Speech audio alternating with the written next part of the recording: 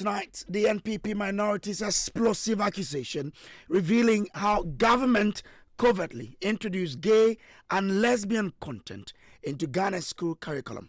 We want to do this to safeguard the values we as a society have come to accept and cherish and are protecting. We will not allow NDC to be doing propaganda with LGBT and then turn around to come and introduce this in our teacher manuals. It is most unacceptable, diabolical, and mischievous.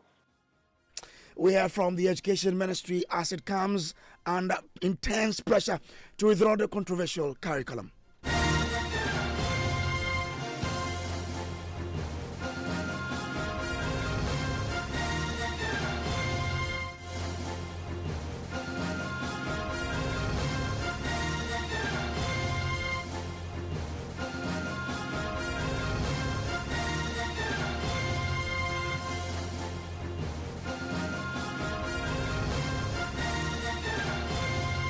And top story, as always, is brought to you by Telecel Connecting Energies, Holy Insecticide Spray and Coil Enjoy, Holy Sleep, and by Short Pension Trust into the future with you. Tonight, government stands accused of covertly introducing gay and lesbian content into Ghana's school curriculum. Former Deputy Education Minister and lead sponsor of the anti-LGBTQ plus bill, John Kojo, made the disclosure with evidence of pages from the new curriculum, warning the move undermines public trust and parliamentary oversight. Now, this is also as part of teaching and learning materials that have been developed for teachers to use in teaching students.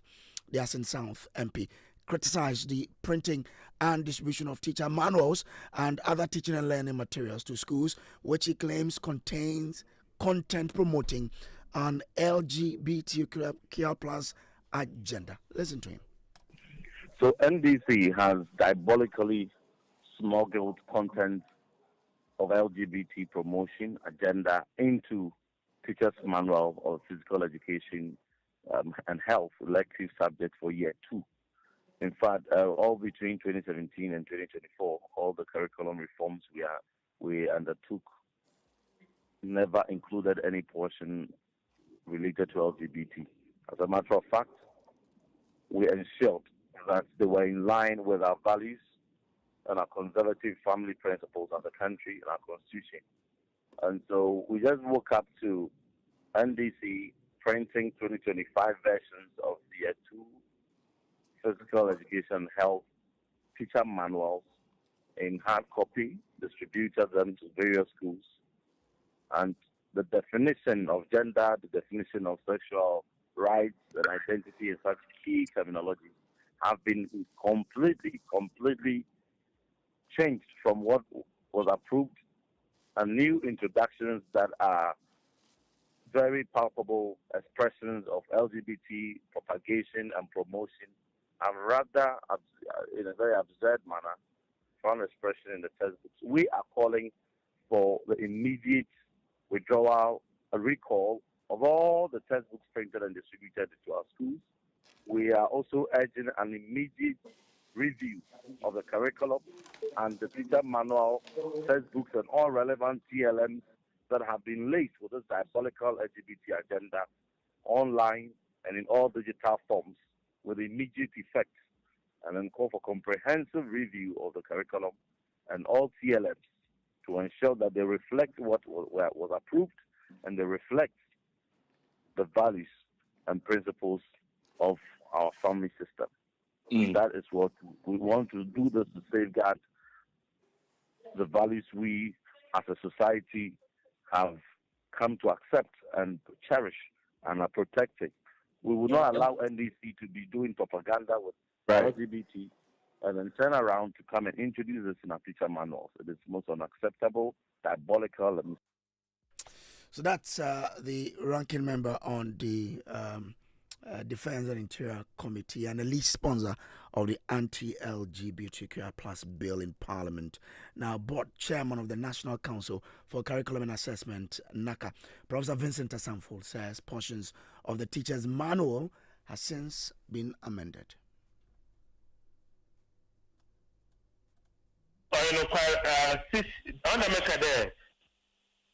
me did it in the review process, Now, there, you flag that definition.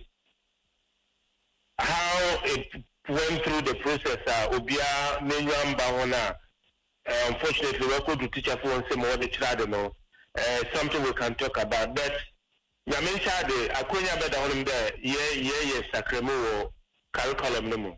And in the process, it will be done. I have instructed my director general that they should issue a statement to clarify and to make the point that bit, and in fact, it is not only that bit, the whole section, that definition of terms, so I just went through before your call came for the interview. I think we'll have to have a second look at that whole definition of terms section on your gender section on Kotin. And you meet one among and may I show teachers well-meaning Ghanaians, and I share in the consensus of teachers in a work for them. The main aspect, in the review of the curriculum, in the meantime, I will discuss with them the remedial steps that they take to forestall any inconvenience that section may be causing teachers and parents and students altogether. Professor Vincent Sanfol is the board chair of NACA. He spoke largely in Fanti. My colleague Kenneth Gyasi is joining me in studio for us to do with more deal or more coming in from on this particular story. But Ken, I want you to, once you listen to this, just a brief summary of it in English for us. Well, first of all, he apologized to parents and all those affected by those amendments, but he says that there has since been an amendment and was surprised that those definitions in portions of the teacher's manual were able to pass through without a lot of them citing these anomalies, he says. Well, we'll speak to Reverend Chief Kojo himself, National Coalition for Proper Human Sexual Rights and Family Values, and NAGRA shortly. But Ken, we've been following this story. I want to find out from you, what part of the manual really ignited the fury of joining Team Kojo? Right, so Brace, it's the Zamadisco, I was there. Topic called Key Components of Sexual and Reproductive Health. And under it, there's a title, Sexual Rights, which the manual defines as the recognition of sexual rights, which includes right to sexual pleasure, autonomy over one's own body, as well as freedom from violence and discrimination based on sexual orientation and gender identity. All right, we'll delve more in this particular. So I'm grateful to you for the clarification that you've brought here.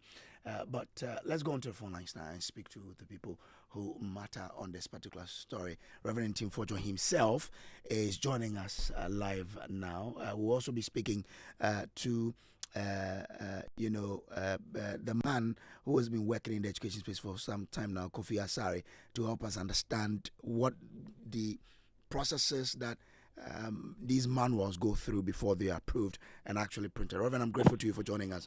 Can you even help us on that? You've been a Deputy Minister of Education before.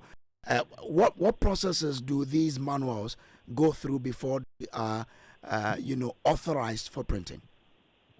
Yeah, thank you very much, Kojo. So I must indicate that we are deeply appalled and disappointed in the action of this government. All the action they've indicated, suppressing the introduction of the Human Sexual Rights and Family Values Bill from Parliament, all the drama they put the bill through, removing it from the order paper and gagging Parliament from even considering its first passage, its first reading. All these actions are coming to reinforce why. Because we have established a curriculum, and then we just hand it over to you.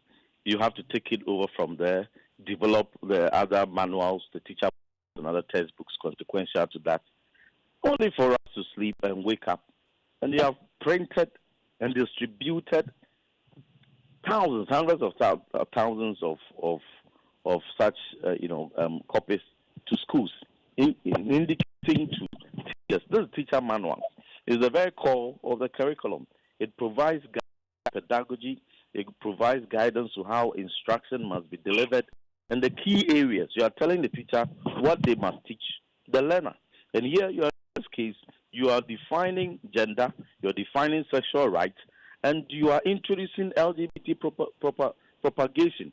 You are preferring definitions that are alien to the constitution of this country. And you are using the language of the proponents of LGBT activities.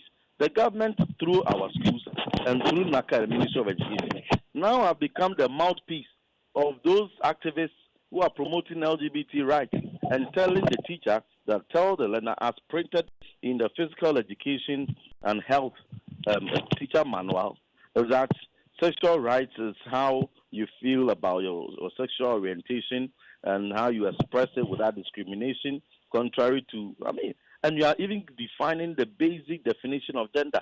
Everybody knows the definition of gender in this country, in our schools, in our churches, in our mosque, on media, on the streets. Everybody knows the non-binary definition and category of gender, being a male and female. Then you devote the whole paragraph redefining what we know in society, what society accepts, what the Constitution accepts. Who gave them the authorization to teach this kind of alien, diabolical, dangerous, LGBT concepts to our teachers and our students for that matter? So we are demanding the urgent recall of all the textbooks. When I put it out, there were people who were calling it all kinds of names, denying. People were even saying it was done during our time and all that. But now NACA has come to concede. And it just cannot be just an omission. It must be properly looked at and comprehensively reviewed. Because there's a whole process. And to your question, when a curriculum is developed, all the other consequential TLMs that go with it, i.e. the teacher manual, teacher's guide, the textbook itself, supplementary material, all are developed from the curriculum. So you don't sneak in and smuggle in a foreign material into it. So this copyright 2025, printed by NACA and Ministry of Education, they must explain. They have a lot of probing to do. Okay. My colleagues on the Education Committee and on the Minority Caucus have also indicated their position. We are all demanding that the Minister, NACA Director, they must appear and offer explanation. They must issue a statement. We haven't seen a statement so far. There's just inferences. Okay. They must issue a statement to recall all TLMs, textbook teacher manuals that have been poisoned with LGBT elements immediately. And as they recall them, we must sit down to properly review the soft copy online. Some of the online I've seen they started editing some, but we need a comprehensive review. Okay. Reverend, do stay with me. Let me bring in bring them again for distribution. Okay, do stay with me, Reverend. Let me bring in Kofi Asare, who is the Executive Director of Africa Education Watch. Mr. Asare, kindly help us understand, if such manuals are developed, at what point in time and when are they authorized that indeed these ones can be printed for use? The system works is that there is a more formal process for the authoring and publishing of textbooks after the curriculum has been developed. And to that extent, you will see NACA approved, and a strict NACA approval process in that. And so if you are buying textbook, you see NACA approved. There's a stamp on it that indicates that NACA has gone through the textbooks and then certified them before they are on the market. But these are not textbooks. These are teacher manuals. This is not a textbook. This is a teacher manual. Yeah. Teacher manuals were not an integral part of our, if you like, our curriculum regime. It was normally textbooks, curriculum, and then textbooks.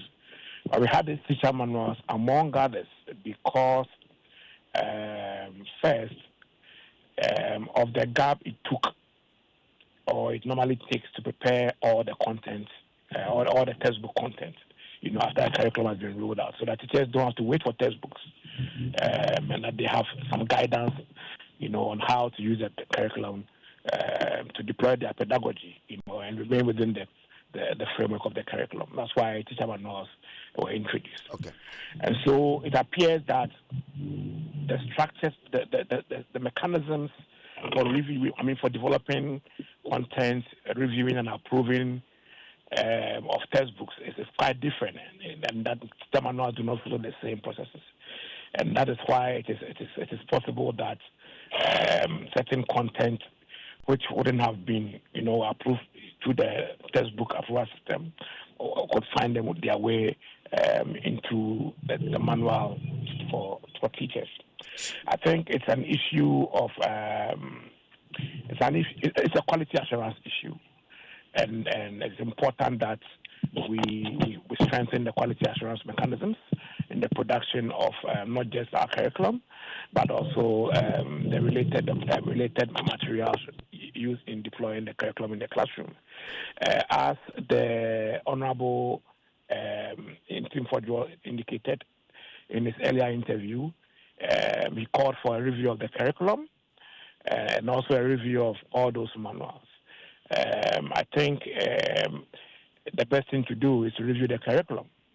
The challenge is that we've been implementing the curriculum for barely 2 years. The curriculum was developed for the first batch of Form 1 students. Form 1 students who entered school in 2024.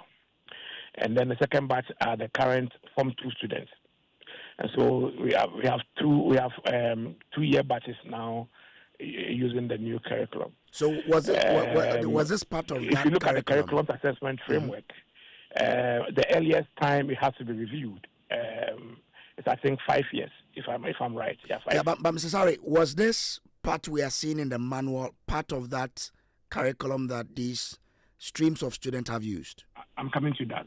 So the point I want to make is that even though it is not 5 years, according to the curriculum assessment framework, according to the curriculum framework, even though it's not 5 years, such issues, give concern enough to warrant a review within the 2 years of implementation. That's the point I want to make. And so I support Reverend Kojo's call for a review of the curriculum, and then also a review of a total review of the teacher manual to ensure that not just that section is expunged, but then any traces, of content that is not consistent with law, culture, and morality, whatever, is actually reviewed consistent with the stringent mechanism that we know exists at NACA when it comes to doing same for textbooks, so that we can be assured that content that our teachers are using to teach our children are consistent with national values. I'm grateful to you, Kofi Asare, Executive Director of the African Education Watch there. Let me bring in Jacob Anaba, who is President of NAGRAT. I'll bring in Johnny Timforjo later on. But Mr. Anaba, I'm grateful to you. What's your thought and that of NAGRAT on this development that we are finding this in the teacher manuals?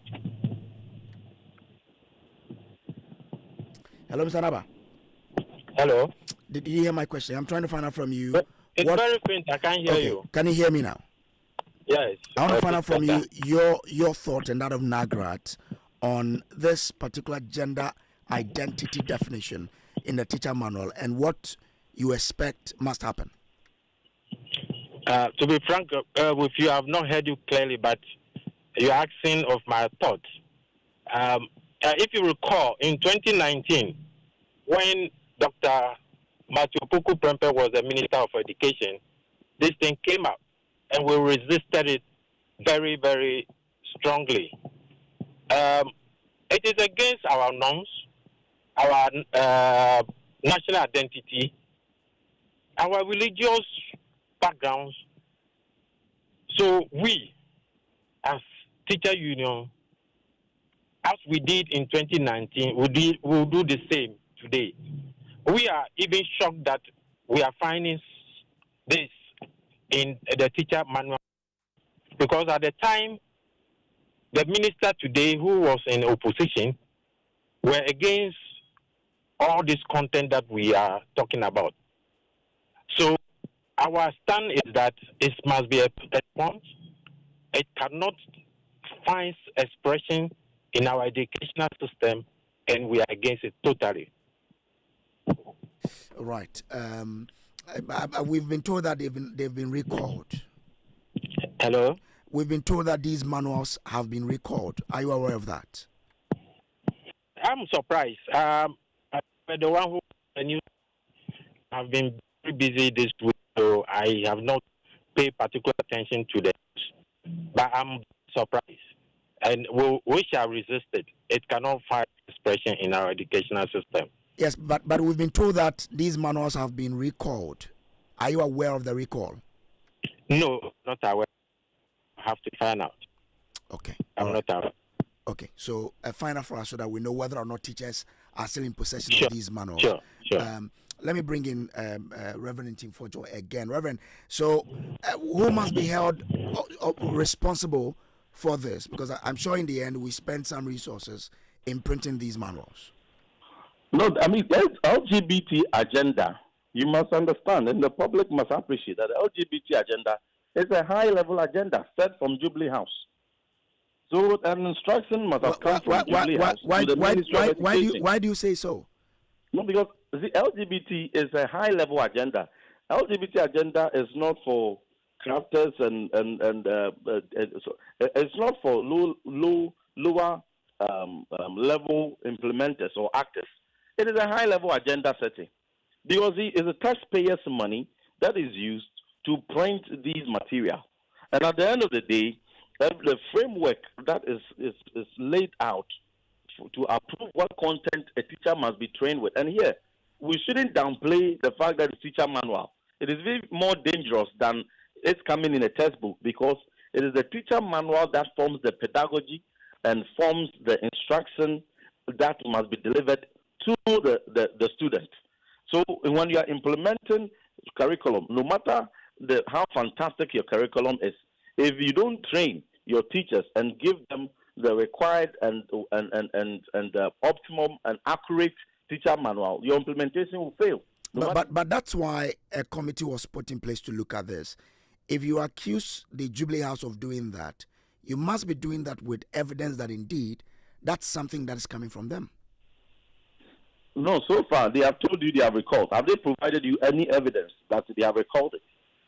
No, nobody has given you evidence. Nobody has issued any statement and a directive to all heads of schools, to CHAF, to NAGRAT. NAGRAT is a major actor in the education sector. They are not aware of any recall. You, the media, very important actors in this discussion, have you cited any statement coming from Ministry of Education, any statement coming from GES, we are told that statement will be coming up tonight. Okay, so we are expecting it. But we are demanding a statement from Ministry of Education. We are demanding a statement from Jubilee House to speak on this matter. The reason why we are not just letting it be taken as a trivial omission or addition is that LGBT matters. The curriculum was long approved during our time. So why would you smuggle it in? It's an alien thing. You have smuggled it in. And why are they shying away from listing the private members' bill on the other paper? They don't want to hear it. They don't want it to even be considered by Parliament. But once they are finding ways to bring in. This is a very dangerous thing. But once you are hearing from NACA that particular portion is being amended, doesn't that satisfy your request? No, but even before, it's part of the demands. It's one of the demands. One of the demands is that it has to be reviewed, not just left in one identity. Today alone, we've identified about. As and when you identify, then they will say, okay, there will be this revision. Let's have a comprehensive revision so that we are clear in our minds. And then let us investigate and probe to know how it found expression and how the instruction came from Jubilee House. All these things will be ascertained. How the ministry were complicit and how NACA was complicit. Let's have these safeguards. If we do not encourage these safeguards, we will sleep. And if somebody doesn't watch, if we have not prompted the public about this dangerous and diabolical content, how many parents will know? How many parents will know these things are being taught in our schools? Okay. I'm grateful to you, Reverend Tim Kojo. He is ranking on the Defense and Interior Committee and also a lead sponsor of the anti-LGBTQI plus bill in Parliament. Now, Mr. Moses Fuamuni is Executive Secretary, National Coalition for Proper Human Sexual Rights and Family Values. I'm sure you've been following the discussions. Are you satisfied with the decision to recall these manuals? Yes. Hello. I want to find out from you how satisfied. Hello? Can you hear me, sir? Ms. Amoni, can you hear me? Hello, Mr. Hello. I can hear you clearly. Can you hear me, sir? If you could lift your voice a bit, I couldn't hear you at all. I don't know. I'm trying. Can you hear me now, sir? Yes. Great. Yes. So I wanted to find out from you how satisfied you are to hear that there is the decision to call these manuals. Well, it's even the sad part is that it came out at all, and that's the problem with the NACA. Because this national, curriculum organization were the same ones through whom we had this comprehensive sexuality education thing in 2018, if you remember. And so withdrawing it, this is the second time they're withdrawing things that they should have known should never have been allowed. Well, the good news for Ghanaians, because I think you don't have too much time, because we're going to discuss this more extensively maybe tomorrow. But the good news is that we've got a very good relationship with the Ghana Education Service. I like Professor Davis and all his directors, and clearly I don't think they're very happy about what has happened. But I think the people to blame are the regulators like NACA who are in charge of curriculum. And also, let me tell you, are you aware that even though comprehensive sexuality education has been banned, there are some schools, these American and British schools here, who are still, trying to promote these curriculum within their schools. We have challenged them to a meeting to address these matters, but nothing has happened. But hopefully, we can address all these matters in the coming weeks. Does it come to you that supervision actually is not that effective when it comes to these? Please, can you raise your voice a bit? I can hardly hear you. Okay, I'm asking whether or not this brings to the fore the issue about supervision. This comes out, people draw their attention, but they still keep repeating. Can you say it again? Sorry. Okay. Can you hear me now, sir? Yeah, I can hear you. Good. Yeah, go ahead. I'm talking about supervision. Means for supervision. If it comes out, they are alerted, but still it keeps reflecting in the manuals that are being used to teach our kids, whether it talks about the issue of supervision which is lacking in the educational sector. Well, I think you've hit the nail right on the head. The thing is, those who are supposed to do the right things are not doing it because they've been incentivized, and I mean it, to go the other way or to look away. Money has been pushed in there. Incentivized right? by who? They are the people who are supposed to be supervising, but they're not doing it. But the good thing is that all of us Ghanaians, including the media, we are the ones supervising them. I think ultimately it's Ghanaians that might hold of and hold their feet to the fire, including the government itself. I'm sorry to say this, but the president, when he was coming, promised us that he was going to sign this LGBT bill, or he would let his attorney general sign it. I didn't hear him when Ghana celebrated, he had a Thanksgiving service. It's beautiful, Mr. President, to have a Thanksgiving service. But what about your promise to God, Mr. President? What has happened to that?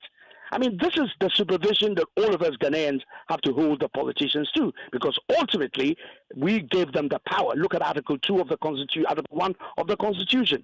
All power belongs to Ghanaians. Sovereignty belongs to us.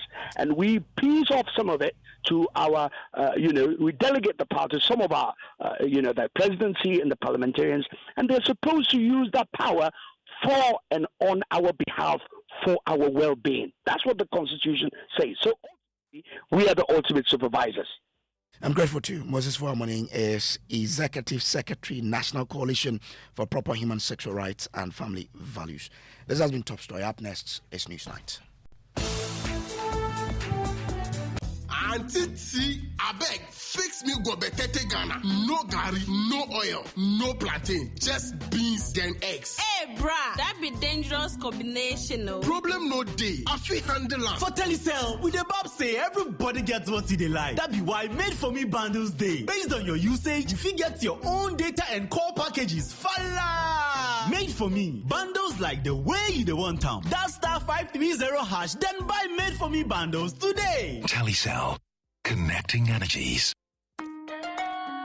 Son, we are so proud of you for setting up this hospital. I really love those hospital beds and waiting chairs. By the way, did you import them? No, Dad, I didn't. I actually got them from Kindle Books and Stationery right here in Ghana. Wow. We also bought our office supplies, safes, executive desks and chairs from Kingdom, and they gave us expert advice on how to set up our office. Guys, that makes 3 of us. I also got our sofa and bedroom sets, plus our dining hall furniture for our new home from Kingdom. Wow, Mom, that makes 4 of us. I usually get my stationery items from Kingdom, and my teacher also mentioned that our classroom furniture was provided by Kingdom. So there you have it. Whenever you're thinking about setting up an office or acquiring furniture for your home, etc., Kingdom Books and Stationery should be your first port of call. With over 40 years experience in the industry, we stock and supply a wide variety of globally sourced office and home furniture, stationery and equipment. Visit our head office, Takweje, Osu near the Osu Cemetery, Tema near Community 4, Takoradi opposite Vijay Mays Plaza, Cape Coast University Bookshop, Spintex Road near Absa Bank, Atomic Center Point Mall, Winneba University Campus, KNUST, the University Bookshop, and Santasi in Kumasi. You can also visit our shop online, www.kingdomstoreonline.com. Hurry while stock lasts. For further inquiries, contact us on 050-162-0810 or 0302-764-101. Email info@kingdomgh.com. Kingdom Books and Stationery Limited, where quality and affordability is assured. Terms and conditions apply. No matter where we are, Africa always calls us home. And here in Ghana, the call is clear: to power growth and create lasting impact. At Stanbic Corporate and Investment Banking, we are creating giants and connecting businesses. From financing bold energy projects to enabling cleaner, reliable power for industries, we are fueling Ghana's transformation. With our support, Gensa Energy is delivering sustainable energy that powers Goldfields operations, helping them move closer to cleaner, greener mining. This is a story of how we bring businesses together, create jobs, empower communities, and invest in the next generation. Stanbic Bank, delivering sustainable growth, creating impact. To learn more, visit stanbicbank.com.gh.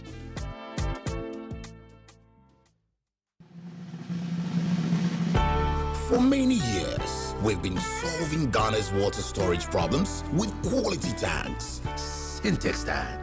You know, it is strong, it's tough, and reliable. And now, we are in to solve the #1 problem when it comes to water carriage: our pipes. With the state-of-the-art machinery, Syntex is providing very strong, tough, reliable, high quality, and durable pipes at a reasonable price. This is Syntex Pipes. With Syntex Pipes, water flows wow.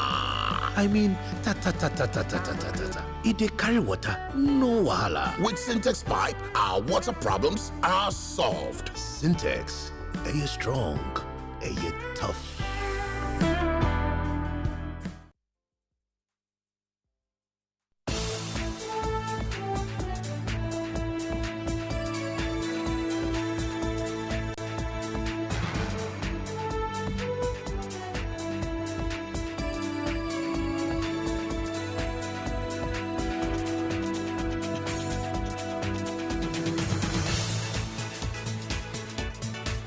Hello, everybody. Good evening. Welcome to News Tonight. Tonight, government stands its grounds in the face of intensified pressure from Public Utilities Workers Union for an immediate suspension of any form of privatization of ECG and NETCO. Get jobs, preserve national sovereignty, and support Ghana's broader socio-economic development. TUC and all its affiliates will fiercely resist any attempt by government. We'll hear from the Energy Ministry as the workers begin a series of industrial actions. Also tonight, lawyers for embattled former Finance Minister Kenneth to accuse government of interfering in his battle to free himself from U.S. detention. She has blood running through her veins. Kenneth has palm kernel oil, adrengo, in his veins. So he is now more important than Sedina Machunu, who has been convicted. This is the justice we are preaching in Ghana. Those double standards and hypocrisy and intellectual dishonesty will not aid Ghana. Also ahead in this program, NDC and MPP brace for a Supreme Court verdict with huge consequences as the Apex Court sets January 28th for judgment on Pandai election irregularity case. We'll tell you why the NDC is going ahead with campaigning the constituency ahead of the ruling in business.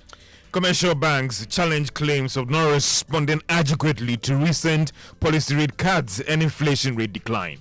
In sports, Ghana moves to strengthen oversight on doping among athletes with board unveiling of the anti-doping board. More details shortly. And a bit later, justice delivery to grind to a halt in 5 days as judicial service staff declare indefinite strike over unpaid salary arrears. We got the latest of these and many other stories coming up in the next 60 minutes. My name is Kenneth. Gyasi, be a part of this show by sending us a WhatsApp on 055 11 11 997. Details shortly.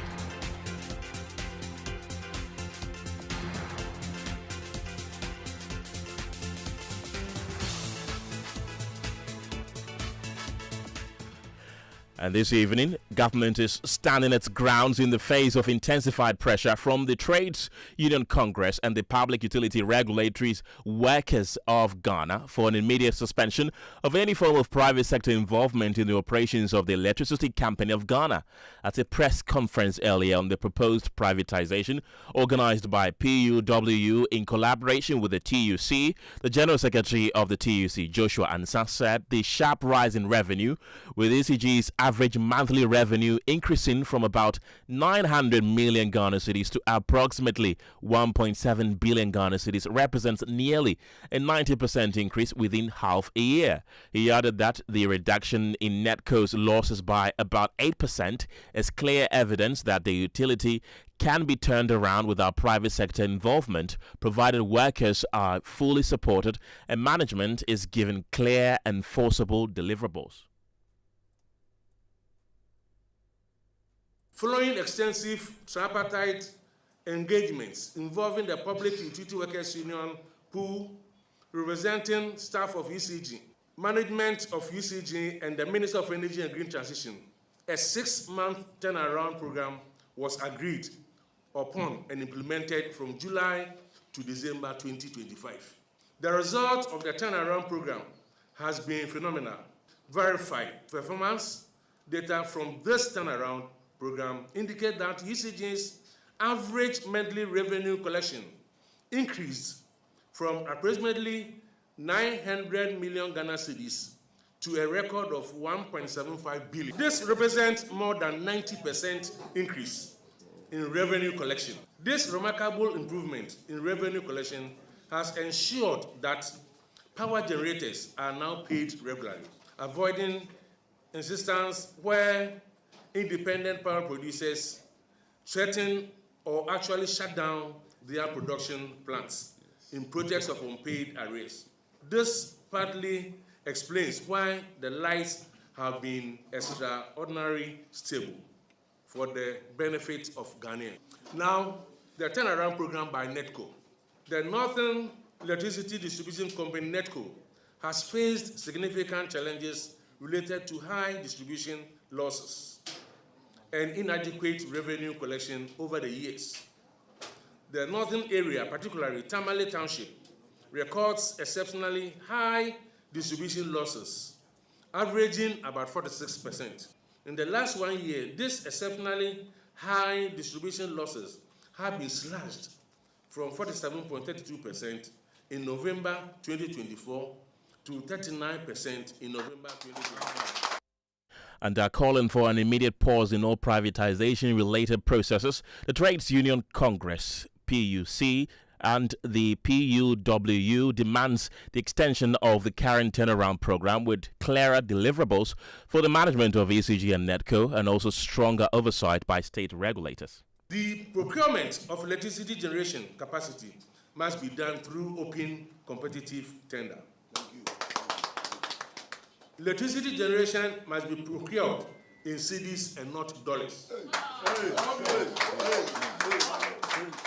F, the sanctions regime under the PURC Act needs to be reformed to make it possible for PURC to sanction individuals holding key positions in the energy sector for dereliction of responsibility and or abuse of authority. We request the government to take proactive measures immediately to end all forms of political interference in the energy sector, including the management of ECG and NETCO. Thank you. Thank you. In conclusion, comrades, ECG and NETCO remain critical national strategic assets, essential to Ghana's economic development, energy security, national sovereignty, and social equity. While we acknowledge that challenges ranging from political interference to operational inefficiencies persist within ECG and NETCO, private sector participation is neither a viable nor sustainable option. Ultimately, safeguarding ECG and NETCO as public utilities guarantees affordable and equitable access to electricity, protects jobs, preserve national sovereignty, and support Ghana's broader socio-economic development. TUC and all its affiliates will fiercely resist any attempt by government. Right, so that's the joint press conference by PUW and TUC. Let's go onto the telephone lines right now and speak to Richmond Roxon. He's the spokesperson and head of communication at the Energy Ministry. Timothy Nyame is also the general secretary of the Public Utilities Workers Union. Gentlemen, thank you very much for your time this evening. Richmond, let me begin with you. You've heard the calls and cries of organized labor. What do you have to say about this? Let me say good evening to you, and then good evening to my very good friend, also from Pool. First, the government acknowledges the concerns raised by Pool, the Public Utilities Workers Union, and then the TUC as well, concerning the private sector participation in ECG. And what the government's position is at this point is that together with POO, there have always been engagement. We've always exercised good faith as a government. And I'm sure that they will attest to the fact that only the Minister of Energy himself, Honorable Dr. John Jinapo, has been engaging them. And so throughout the process, ever since Cabinet approved PSP in April 2025, there has always been engagement. And it was through this engagement, one of such meetings, that they asked for 6 months for them to prove that they can improve the services of ECV. They can improve collection of ECV. And so let's get back to the table to engage. That is the best way to resolve whatever outstanding issues they have. We don't think that as a government, the best approach will be to have a banter with POO. The way forward is to come back to the table, as has always been the case. The same way that we ask for extension from the minister to prove themselves. If they have any concerns, let's use the same route and engage. And I'm sure that we're going to have better results than public banter. So what becomes of the private-public partnership? Will it be on hold while you call POO and TUC to the negotiation table? The reality is that this was approved by Cabinet, His Excellency the President John Dramani Mohammed's Cabinet, as far back as April 2025. In May, we engaged POO, we engaged them. In fact, last month we also engaged them as well. And so the engagement has always been consistent. What they want is that obviously they are looking out for their jobs. They don't think that it's ideal that the process should continue whilst government engages them. And at this point, what government has done is that it hasn't selected any concessionaire. There's a technical committee that was established by the Honorable Minister after the Cabinet approved PSP. And so the technical committee has been working around the clock, developed a draft framework agreement, has put together a report, has shared it with the minister. That report will be reviewed by the Honorable Minister and government as a whole. I'm sure the minister will go back to cabinet and a number of decisions will be made. And so when they engage the minister, I'm sure that we'll have a clear understanding of what's going on. And that is why I feel that it is not the best to engage in public banter. What the government's interest is that we have a better ECG, we have a better energy sector, an efficient ECG, which at the core of this will be the protection of workers' interest. And so let's engage, and then let's find a way forward to address all concerns they have. Richard, don't go yet. Let me bring in Timothy Nyame. At this point, he's the General Secretary of the Public Utilities Workers Union. You've been listening to Richmond Roxon, who speaks for the Energy Ministry. He says that they're calling for further negotiations. Is this something that PU welcomes? Thank you very much. And again, warm greetings to your listeners, and warm greetings to Comrade Roxy. Yes, so in fact, what he's saying is not far from the truth at all. He knows that we have been holding engagement with the minister, honorable minister, and in several presentations to the public, I have mentioned the enormous help assistance that we have had from the ministry when it came to the turnaround strategies. We have given commendation to honorable minister who actually did not ensure that there was no government interference in our 6-month turnaround program. Our main reason why we again have to come to the press was the unilateral decision to announce the appointment of a transitional advisor whilst we were still in the process. But thank you, Comrade has said want to engage.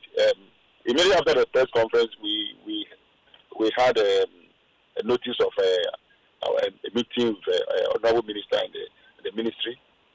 We are always actually open for negotiation and dialogue. And the position we put before government for the 6-month turnaround, he himself can attest to it, because on the day of presentation, he was at the meeting. And actually, he also commended the pool and management of ECG for the great turnaround.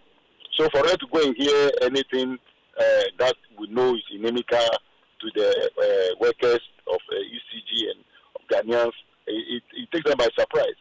So that's why you saw that we have to raise this issue to the attention of government and the public. So if you say there should be engagement, why not? We are ready to engage. Right. But all that we are saying that Ghanaians have the capacity, and I said it's not every industry that you can hand over to the private sector. Some sectors should be left for government alone, but when we get there, we'll hold a discussion, and then I know we'll overcome. So I thank you very much, Roxy. Right, Timothy, don't go yet. Let me bring in Richmond Roxon back at this point. Richmond, some of the fears of these workers are potential job losses, and of course, everything is on the table. The potential public-private, engagement is also on the table. How does the Energy Ministry intend to assure workers and the public that the private sector involvement will not lead to job losses or higher tariffs, should that even go ahead? Number one, they've had the assurances of Honorable Minister that, like I mentioned earlier, at the heart of this process is the protection of interest of ECG workers. And they themselves will attest to it. The fact that the minister has always been transparent and straightforward with them. The minister has not been dilly-dallying. He's not been telling them lies. At all material times, he's been very truthful to them.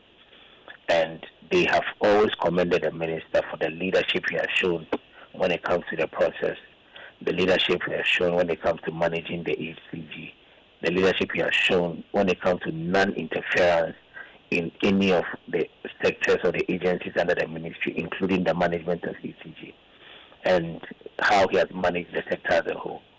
And so they trust the word of the minister. And that is why we are reiterating that once they have the assurances of the minister that there will be no job losses, at least so far how the minister has dealt with them will be a record for them to trust.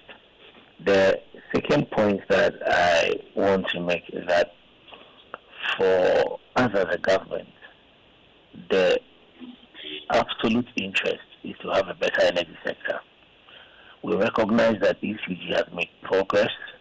We recognize that the policies, reforms, the structural changes that the minister has put in place, which has been implemented by the management of ECG with the support of the workers, has led to some drastic improvement. But we are still not out of the woods. There's a significant gap that must be dealt with. There's serious concerns with billing and revenue. There's serious concerns with service. There's serious concerns with metering. And the workers know. And so let's continue to engage, as I mentioned. The minister's interest is not to sell ECG. Let me reiterate that ECG is not for sale. What the plan has always been is that you bring in the private sector to assist ECG to achieve its goal. ECG itself has private sector participation in there. There are certain aspects of their work that they fall on the private sector. And so it is not a bad idea to do that. But let's further engage, and then I'm sure that whatever concerns they have, the government of Ghana will resolve it.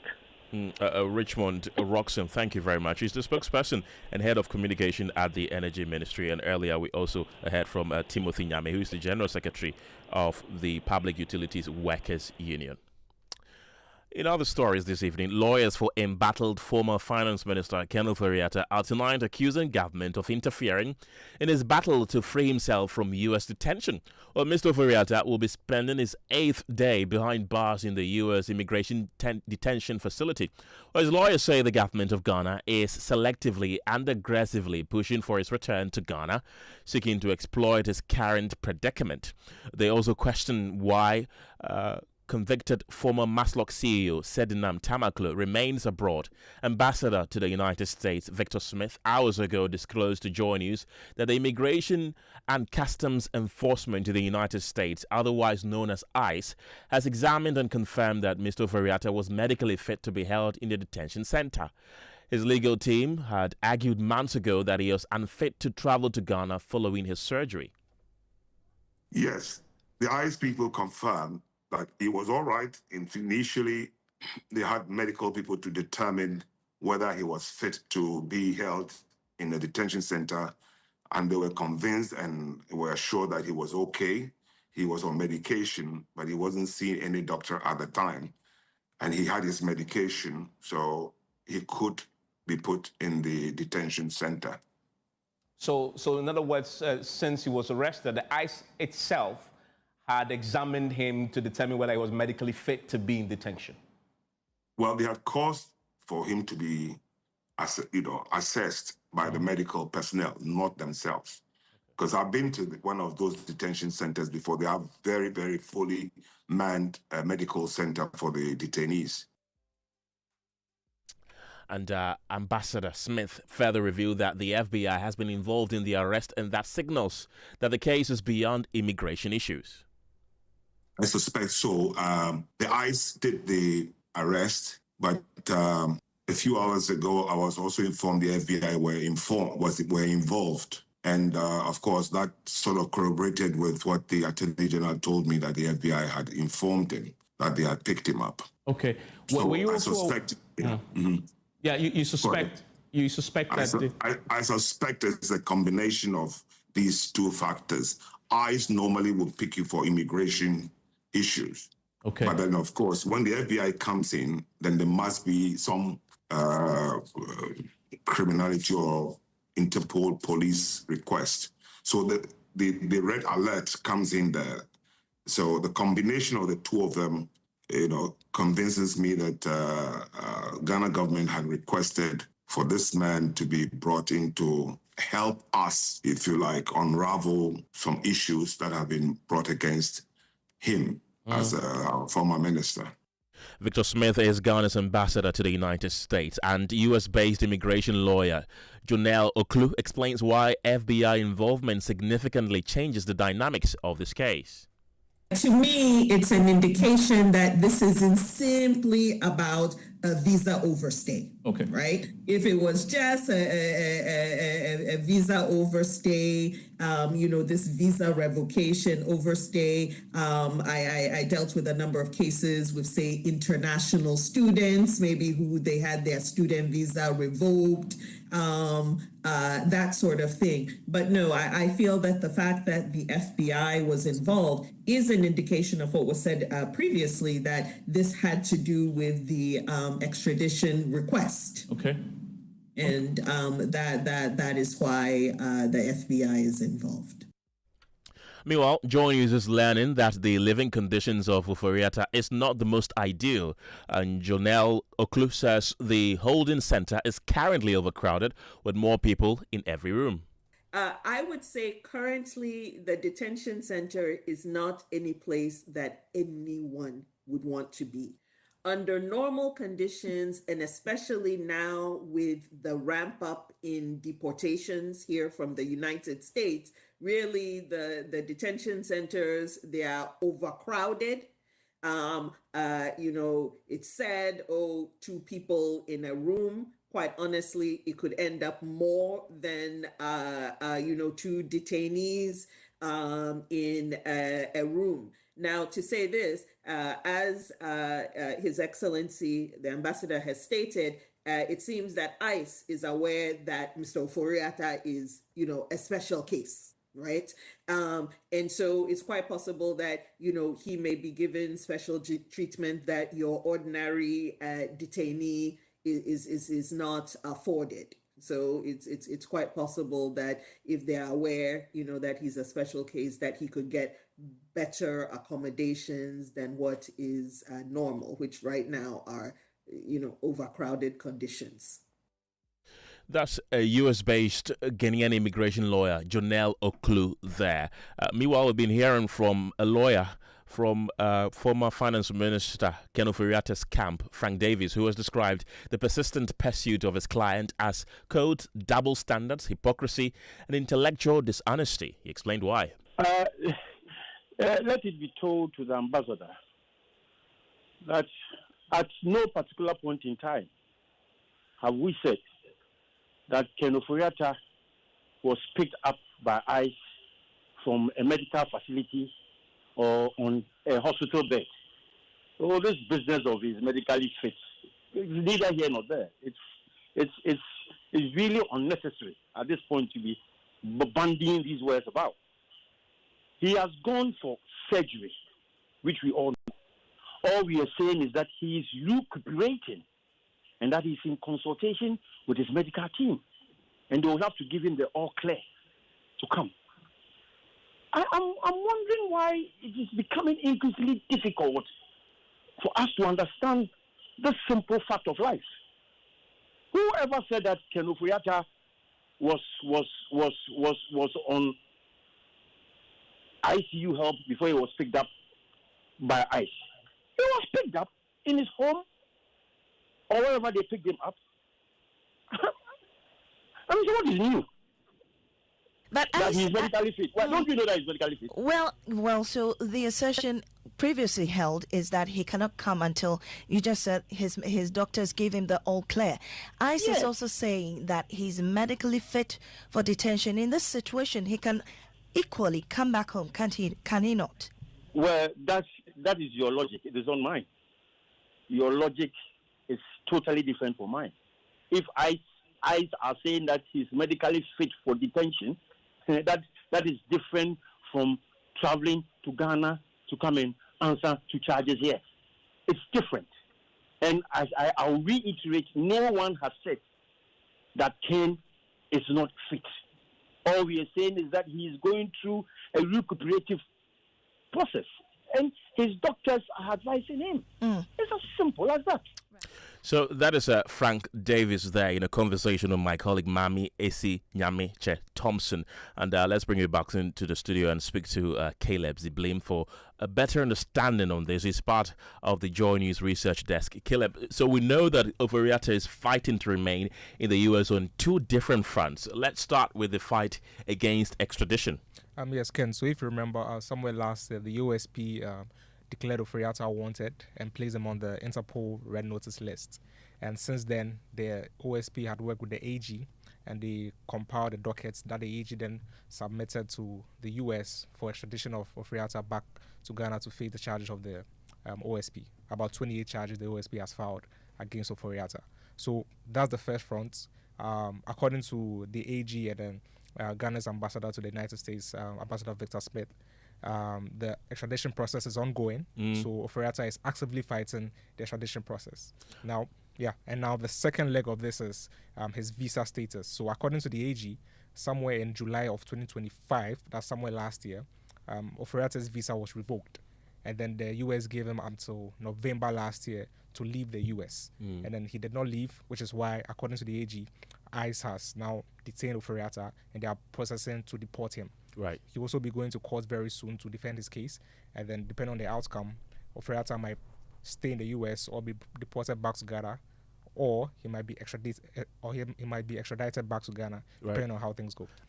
Speaking of extradition, though, the U.S., as we all know, is unforgiving of those in its detention centers. What are Kenneth Ofori-Atta's chances?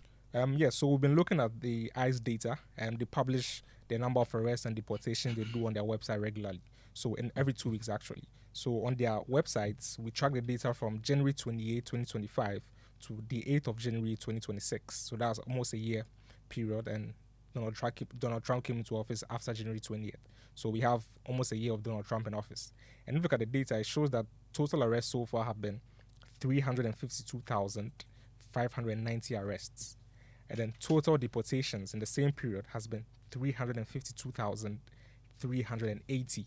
So if you take out the total deportations from the total arrests, we have just 210 individuals. So looking at the data, ICE deports almost 99.94% of those that they arrest. So the chances of Ofori-Atta, escaping this is very slim. But then again, if you look at the team, the lawyers around Ofori-Atta, former U.S. Attorney General and other big lawyers in the U.S. and also in Ghana here, people say that he might just be part of that 0.06% that do not get deported. Caleb Ziblim, thank you very much. Michael Bwedi is a fundraising manager with Transparency International Ghana. He's joining me on the telephones right now for more conversation on this. Michael, Frank Davis points out to the fact that Sedinam Tamaklo, who has been convicted, the former Maslock CEO, is still at large, and then the government of Ghana is urgently pursuing Ken Ofori-Atta. He points to some sort of hypocrisy there. Don't you agree with him? Well, good evening, and good evening to your listeners and viewers.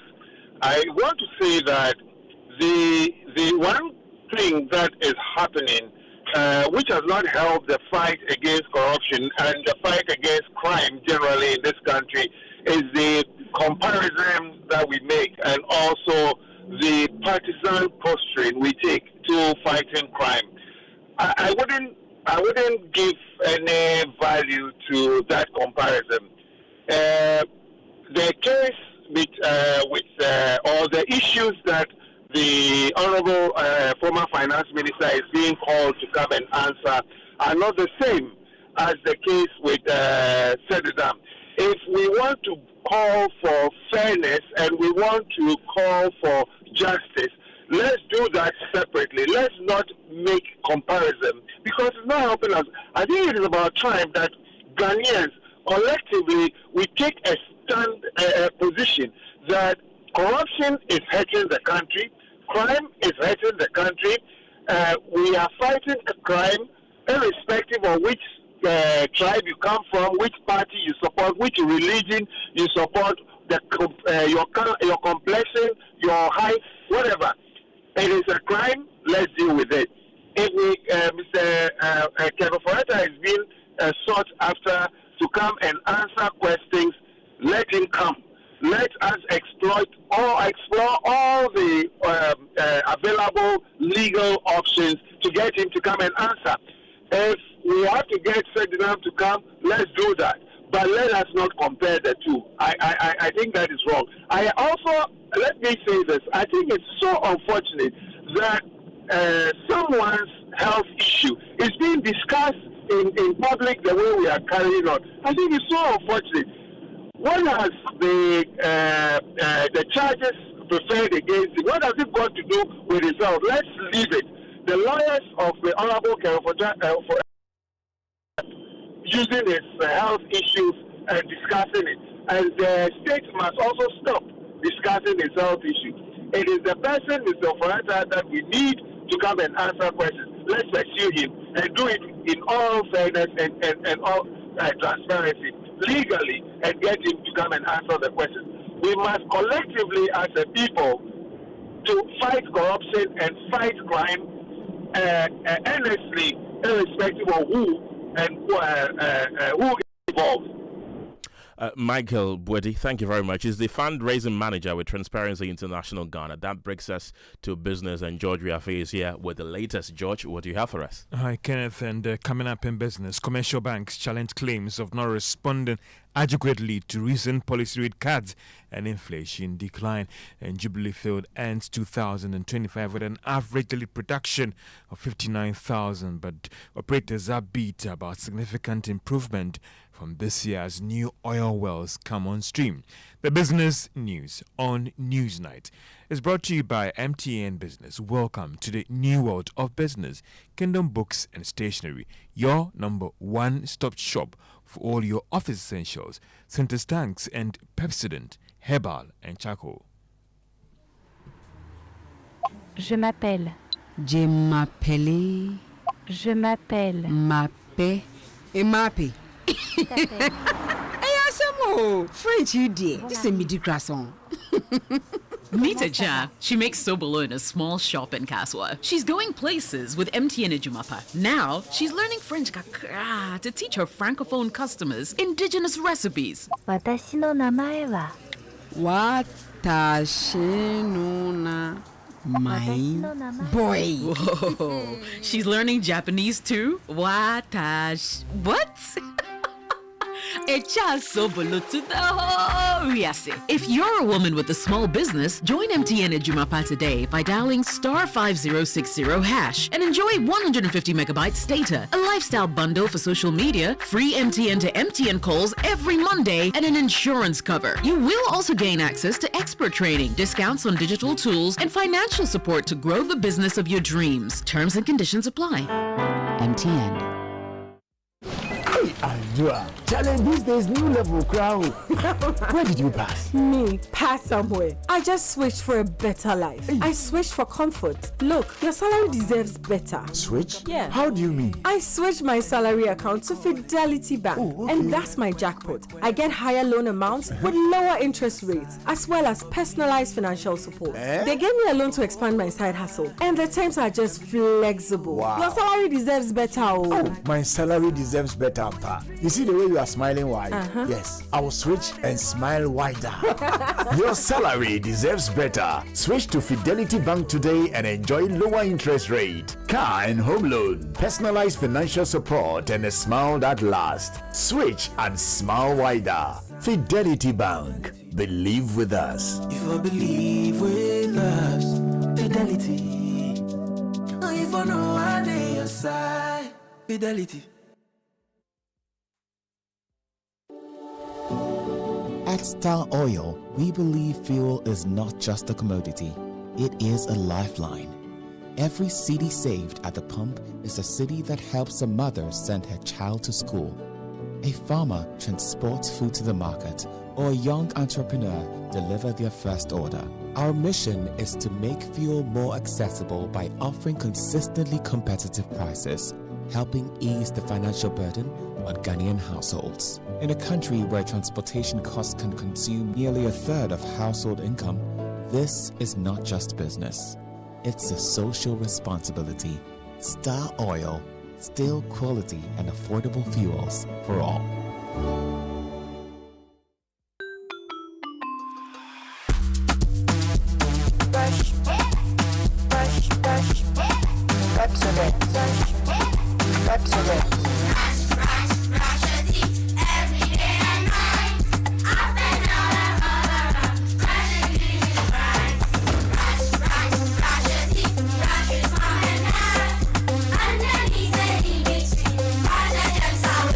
Brushing gets more fun with your kids with the new Pepsodent Kids toothpaste. Give your smiles protection that lasts. Grab yours today from a store near you. This advert is FDA approved. First Sky Group, a wholly owned Ghanaian company made up of First Sky Construction, First Sky Bitumen Processing, First Sky Commodities, Volta Serene Hotel, Western Serene Atlantic Hotel, Serene Insurance, First Sky Energies, and Federal Rural Bank warmly welcomes you to its 23rd Thanksgiving service on the theme, proclaiming the mighty deeds of the Lord, Psalm 71:15-16. The Thanksgiving service in two parts will be hosted by the founder and executive chairman, Mr. Eric Sadi Kotoche. The first part begins on Friday, January 23rd, 2026, and all night from 10 p.m. to 5 a.m. at the Trinity Temple Assemblies of God Church, TTAG, Community 10, Tema. Ministering in word, Reverend Mark Sisse, Assistant General Superintendent, Assemblies of God, Sierra Leone, Reverend Aaron Fant, Senior Pastor, Wind and Fire Sanctuary, Assemblies of God, Temale, Ghana, Reverend Sujit Alex,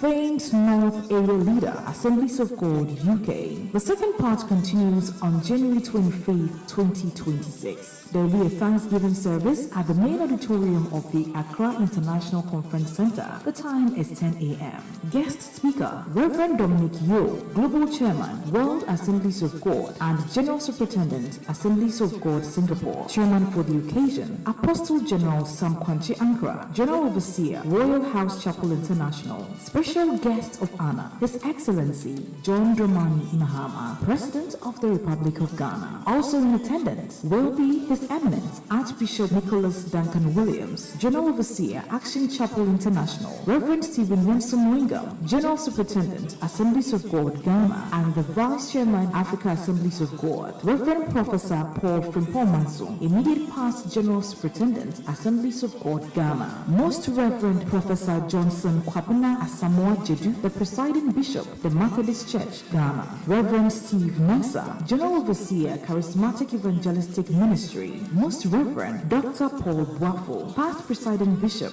Methodist Church, Ghana, Apostle Professor Kojo Opoku Onina, Past Chairman, Church of Pentecost, Reverend Dr. Lawrence Tete, an international evangelist, Reverend Dr. Silvanus Amegashiti Elom, Group Corporate Chaplain, First Sky Group, and other senior clergy. Ministering in music will be Minister Kofi Owusu Prepra. For more details, please contact 020-854-3441 or 0248-940-021. You're welcome back to Business on Newsnight. Now, commercial banks are challenging claims of not responding adequately to the recent policy rate cuts and inflation decline. Interest rates are currently averaging around 21% compared to inflation rate of 5.4% and policy rate of 18%. However, some have questioned the response of the commercial banks. The chief executive of the Ghana Association of Banks, John Iwa, disagrees.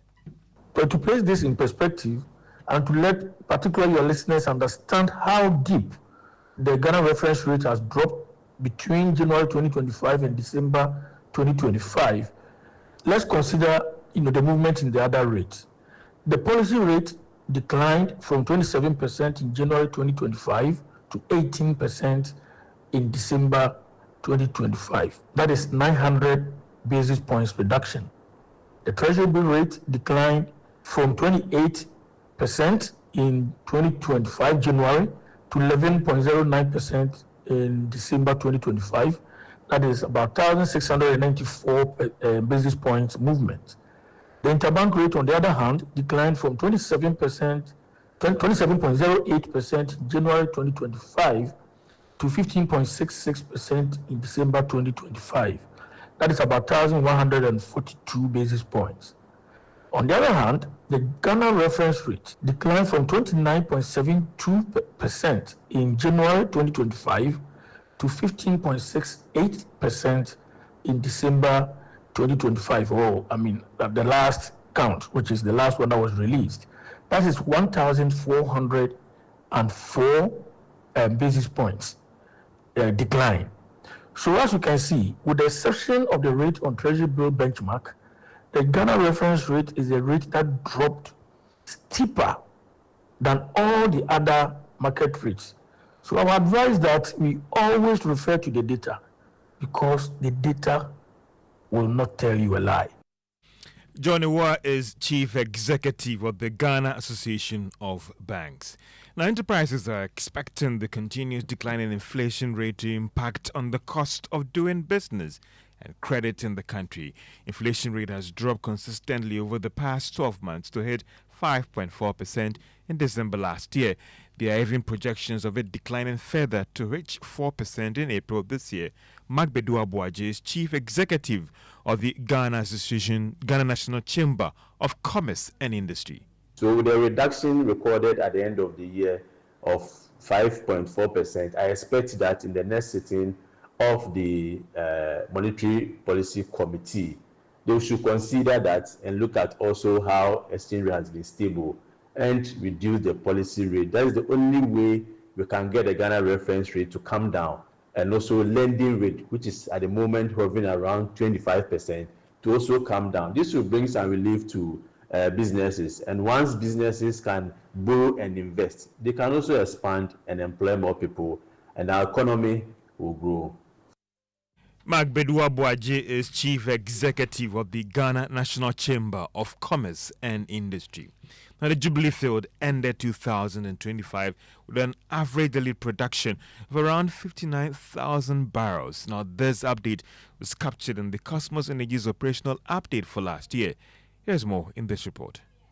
To some observers, an average daily production of about 60,000 barrels from the Jubilee field after 11 years of production may not be good enough. However, players on the field are upbeat about production picking up strongly in the coming month. This is due to the fact that some new oil wells have come on board. Initial estimates project that daily production could reach 70,000 barrels well before the end of the year. The partners on the Jubilee field are also putting in place other measures that will help production improve significantly by the end of the year. Key among them is the Plan of Development Agreement, which is currently awaiting Parliament approval. Some of these partners believe it could also help in attracting fresh and significant investment into Ghana's oil sector.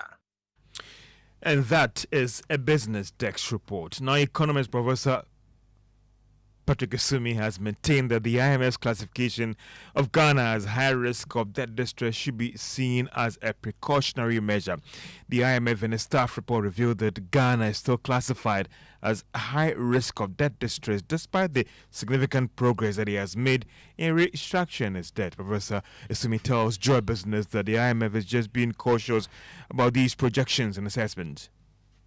And the domestic debt, we have done the debt restructuring, but it is not fully completed yet. And I think part of the concerns about the IMF is that we haven't really finalized the processes to see the full benefit of the restructuring. So there's one part of that. The other part is that even though in recent times we've seen our debt to GDP ratio come down substantially, a big chunk of that is that the fact that the gold prices are record high and we've accumulated reserves, the central bank has intervened in the forex market to strengthen the cedi. And because of that, the external component of our debt in cedi terms look lower. If the cedi worsens, if the cedi depreciates, you will easily go back to where you were. And I think that is where perhaps the fund is not convinced that the currency appreciation that has helped reduce the debt burden, so to speak, are probably not well grounded.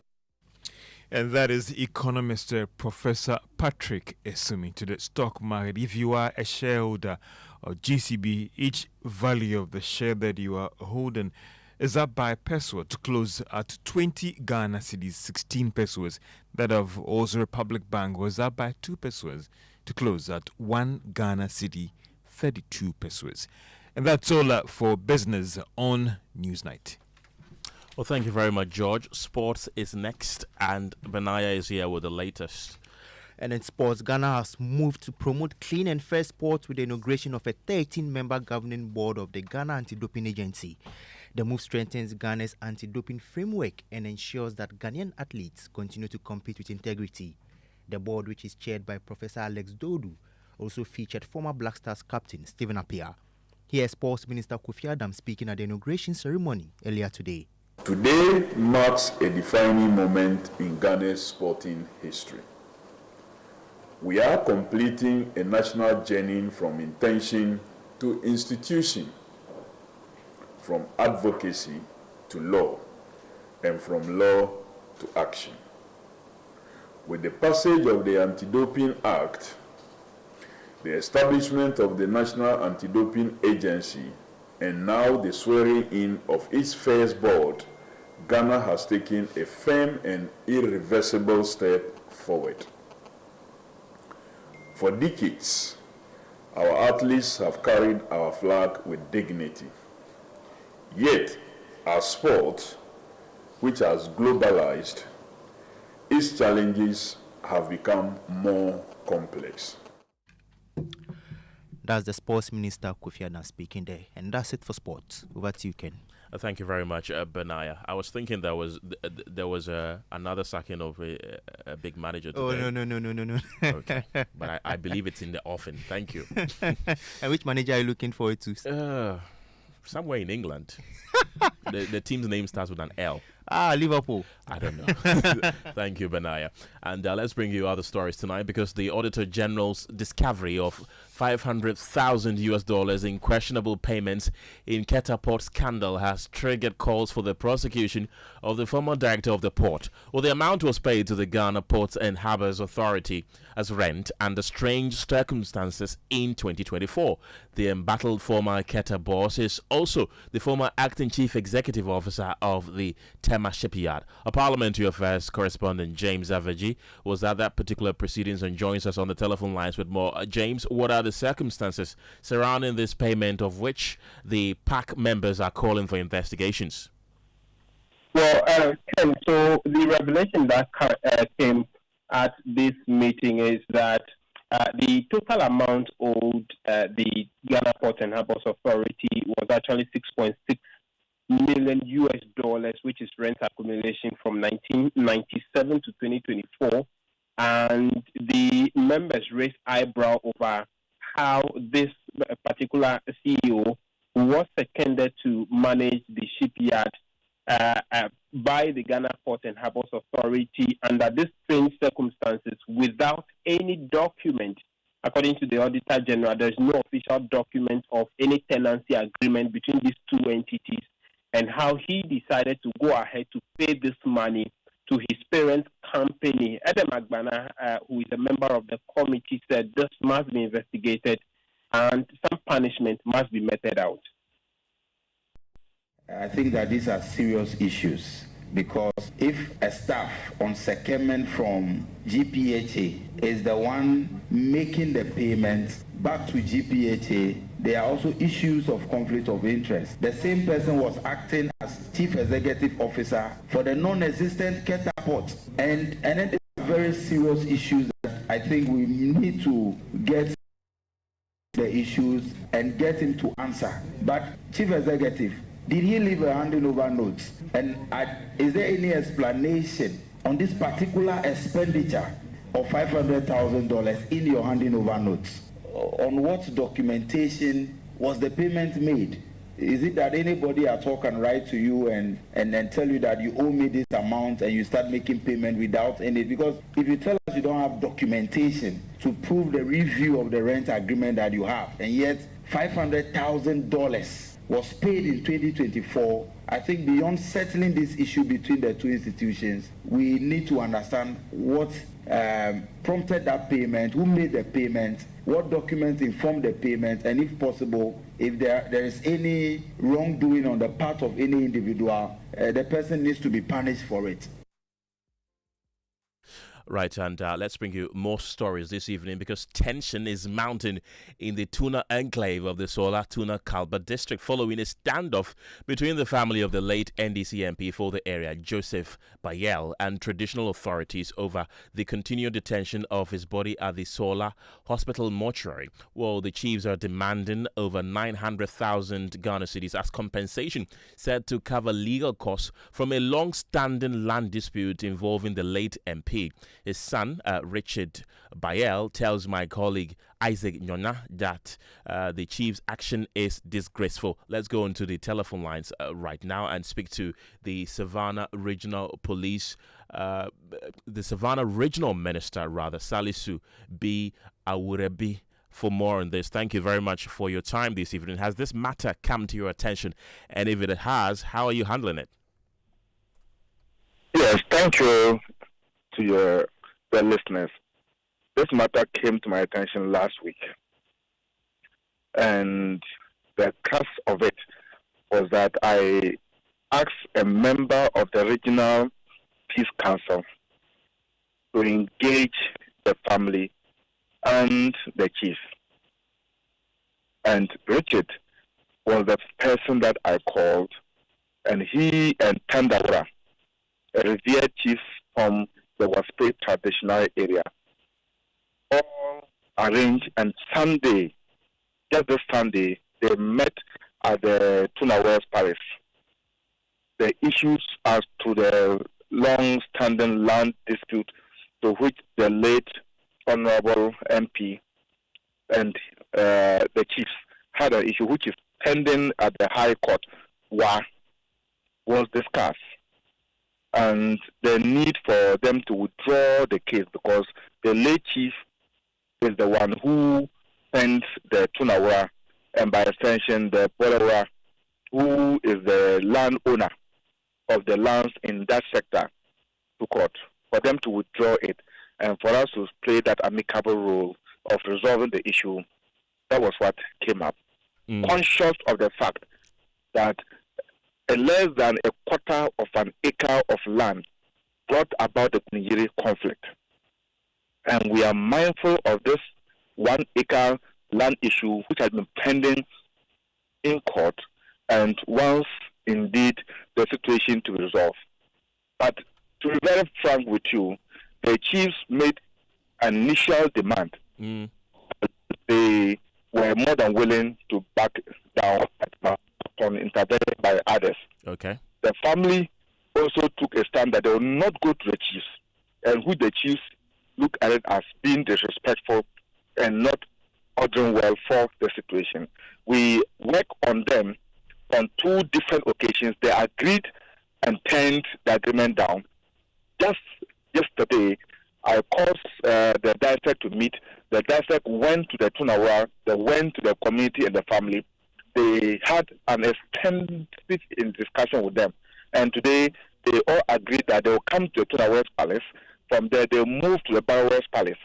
And when they came to the Tunawara Palace, and they moved to the Barawes Palace, the Palawa, who is the paramount chief of the Borough traditional area, who is actually the landowner for and on behalf of the Yegonwa for all lands in that area, agreed that these are the issues. They should go withdraw the case, or they should sign an agreement, or they should agree that they will get the case withdrawn for an amicable settlement of the land issue.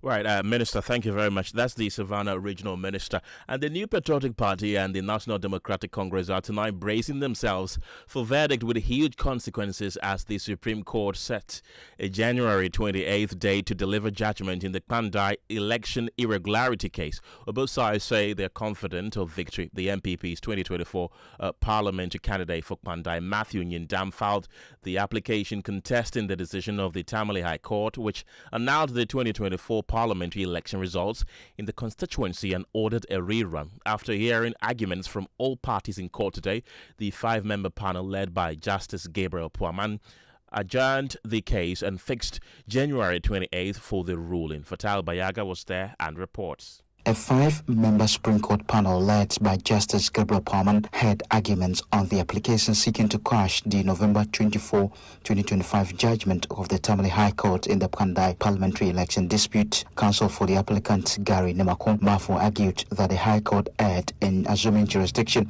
over the election petition, insisting it was filed outside the constitutionally required 21-day period after the Electoral Commission gazetted the results on December 24, 2024, he maintained that the court acted beyond a statutory mandate under Article 99 of the Constitution. Opposing the application and her arguments in court, lead counsel for Ensala Wakpal, Zika Abla Ado, contended that the results were regazetted on January 6, 2025, making the January 25 petition valid and within time. Lawyer for the Electoral Commission, Justin Amanivo, confirmed that multiple gazette notices were issued explaining the reflected different batches of. That's my colleague Fatal Bayaga with events that happened in court concerning the Pandai election rerun. And before we go, though, here a view of your messages you've been sending to our WhatsApp platform. This is Francis from Accra. He said, how did transgender status find its way in our JHS and SHS teacher manual in 2019? Who are the people at GES supporting this in Ghana for our children? And Daniel from Nalerugu in the Upper East region says, as a Ghanaian, I'm very angry about the behavior of the former finance minister, Kenneth Ofori. If he knows that he has done nothing wrong, he should simply come home and clear his name. We've got more of your messages, but that's all time will allow for tonight. It's now time for Gig Squad right after the news. And Adobia is here with the latest. Adobia, I'm seeing you for the first time this new year, so Happy New Year. Happy New Year to you too. Right, what are we discussing this new year? When is a new year? A lot of people said new goals and resolutions. So Right. for us on Geek Squad, we'll be talking about how people can basically set some good digitally smart goals for this year. What kind of tech habits can they build? And I'm sure that is really going to be beneficial to our listeners. So they should definitely stay